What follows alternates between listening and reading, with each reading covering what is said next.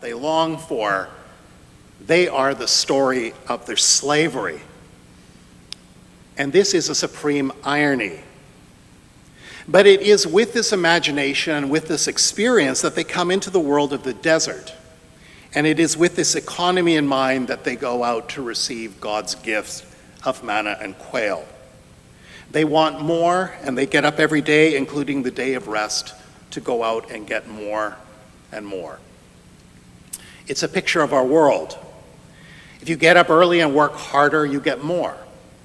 If you collect more quickly, you'll get more than others. If a person will not work, neither let him eat. If you want it, you need to earn it. In this economy, however, there are slaves, and then there are the slaves' masters. There are those in bondage, and there is the Pharaoh. Those who work hard and still don't eat. Those who barely work and get even more. Those who work long hours and still can hardly make ends meet.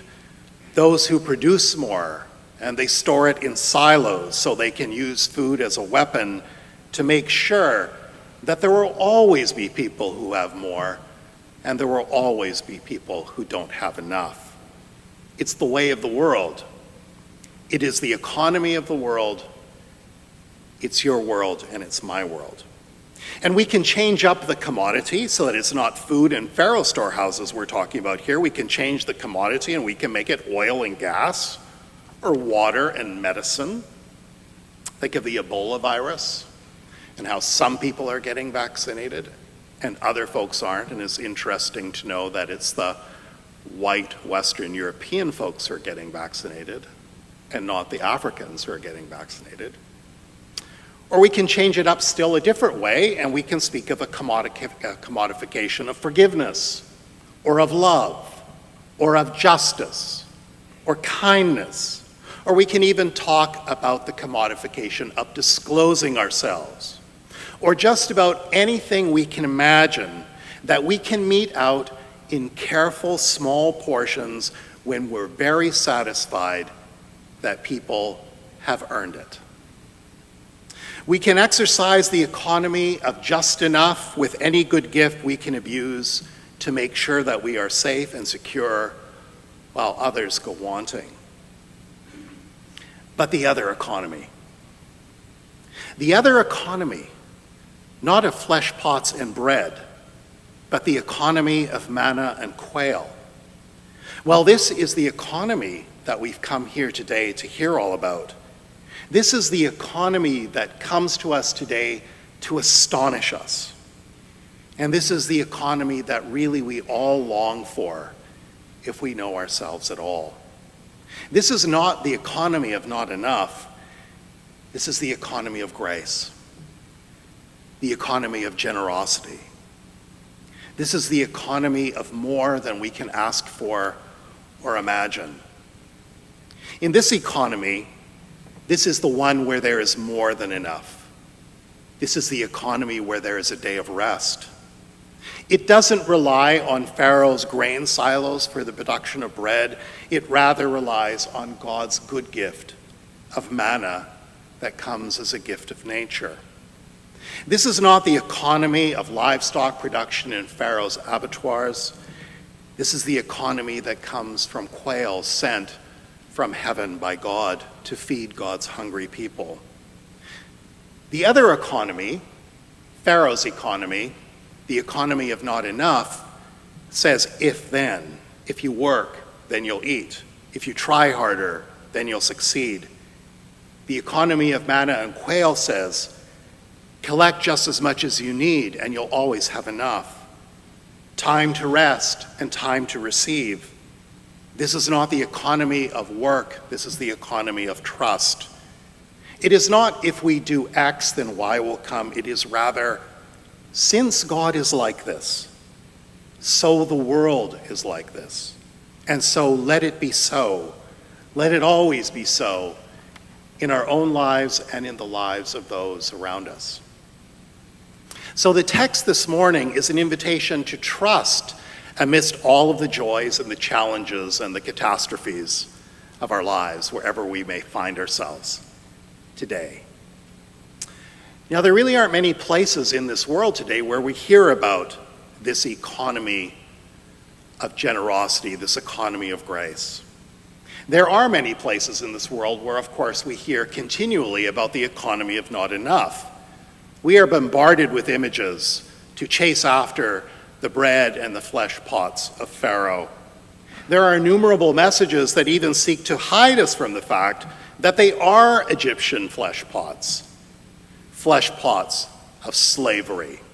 We see them on TV, at the movies, in commercials, on the internet. This if-then logic and this constant call upon us to accumulate more, to rest less, to compete with one another for diminishing resources like oil and water or living space or better prices and more production. And we even hear it in religion. If you confess the right thing, God will save you. If not, God will punish you.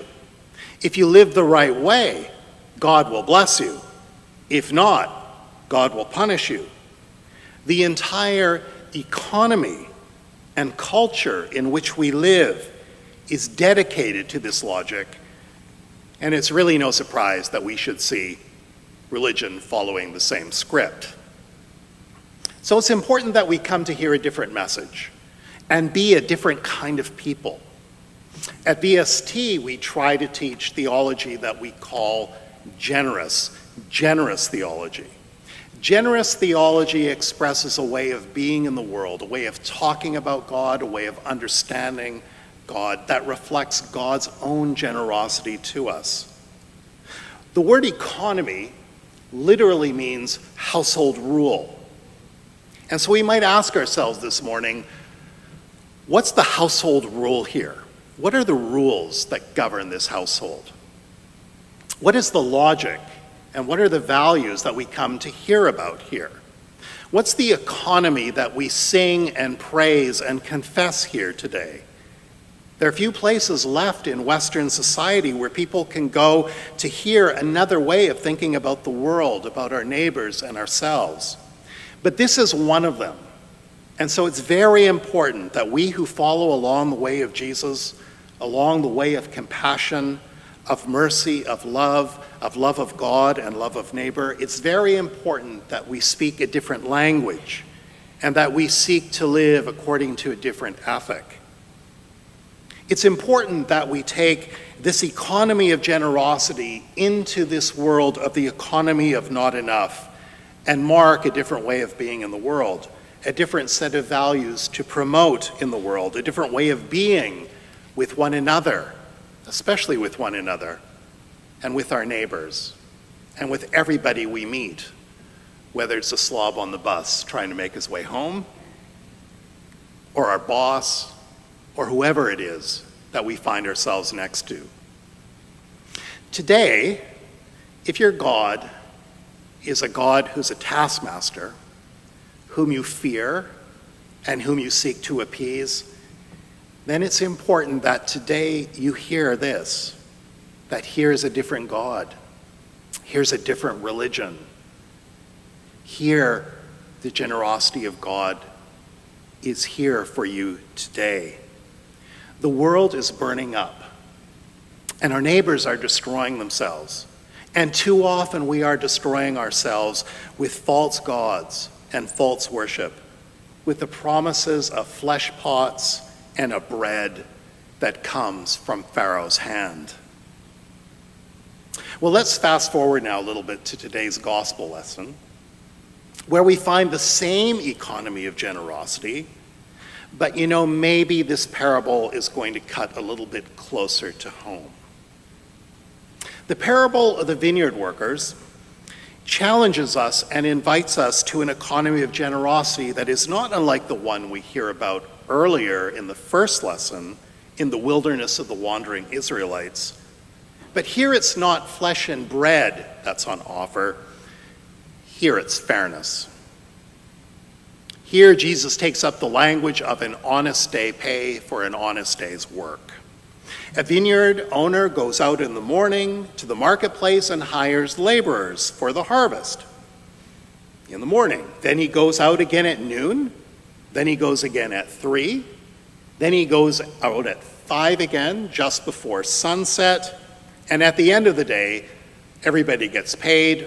The first people who were hired last, they get paid a denarius, a day's wage, and so it goes. And the ones who came at the start of the day, well, they're expecting then that they're going to get more. If he's giving these people, he's being this generous with people who've only worked 1 hour and given them a day's wages, well, how much more then are we going to get? They are very excited about this generous landowner. These are day laborers. In the economy of the day, it's important to try to understand and recognize who these day laborers are. They are surplus labor. The reason why they're standing around in the marketplace all day long, waiting for somebody to hire them, is because they've lost their livelihood. They've lost their own fields. How have they lost their own fields? They've lost their own fields because of taxation, Roman taxation.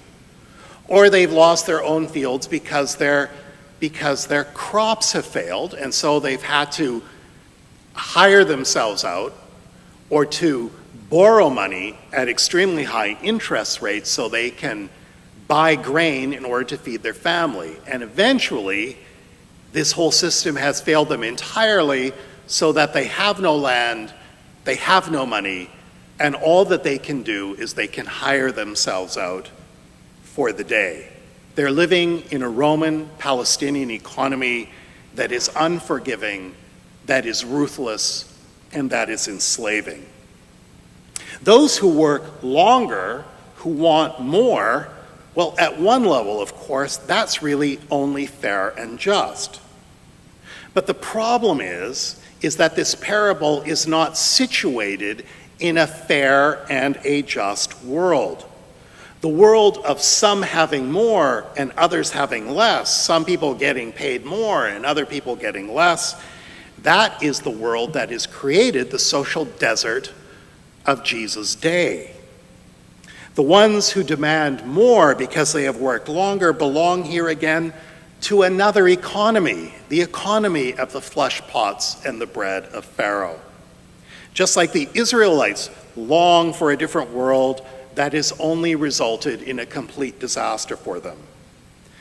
The parable, the characters in the parable of the vineyard, they're also living in a world of not enough.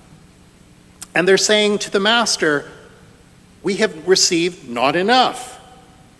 But they are living in a world where not enough is the daily rule and the norm, that the not enough has already made slaves of them all. Jesus has the master in this story, a master like no other master in the first century Palestinian economy, announce an economy of generosity. Am I not allowed, the master says, to do what I choose with what belongs to me? Or do you begrudge me my generosity? Do you begrudge my generosity? At one level, our parable asks us to consider what generosity looks like.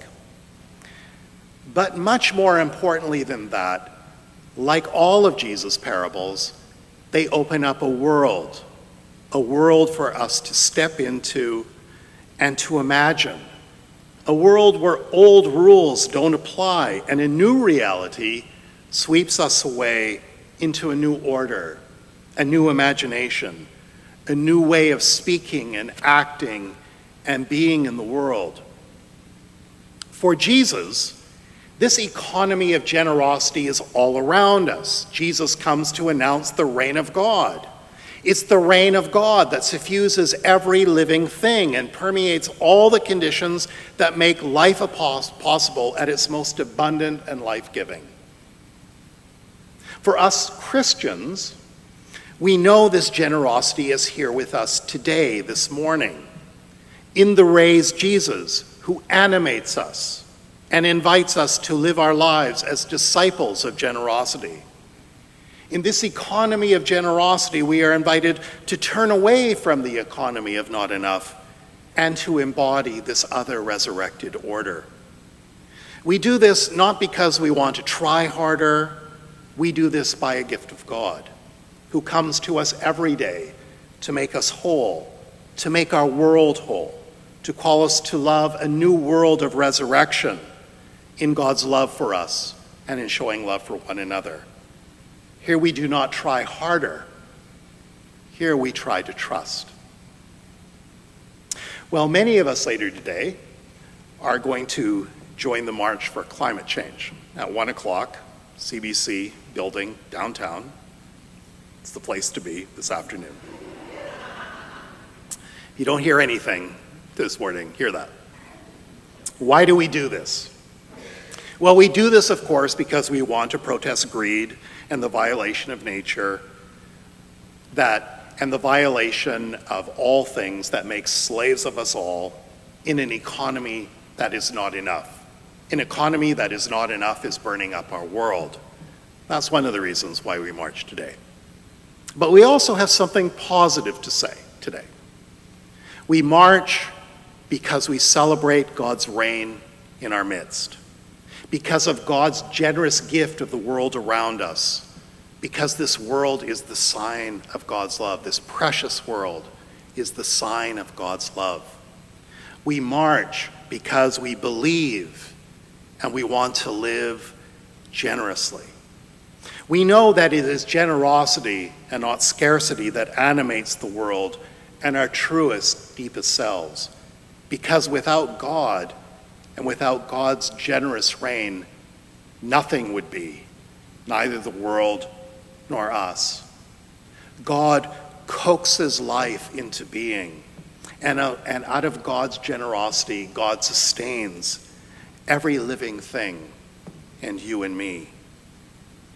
For those who long for the flesh pots of Egypt and Pharaoh's bread, there is for us today the promise of the generosity of manna and quail. And for those who are burdened by what is merely fair, God announces a reign that nullifies all such moral calculations and brings instead what is truly life-giving, which is joy and abundance, who brings to us the generous life. So my sisters and brothers, wherever life finds us, wherever we are in our joys or in our struggles or in our own personal and social catastrophes, let us know the economy of generosity. Let us know that it is here and now, and let us live and have courage to be such generosity in the world. Amen.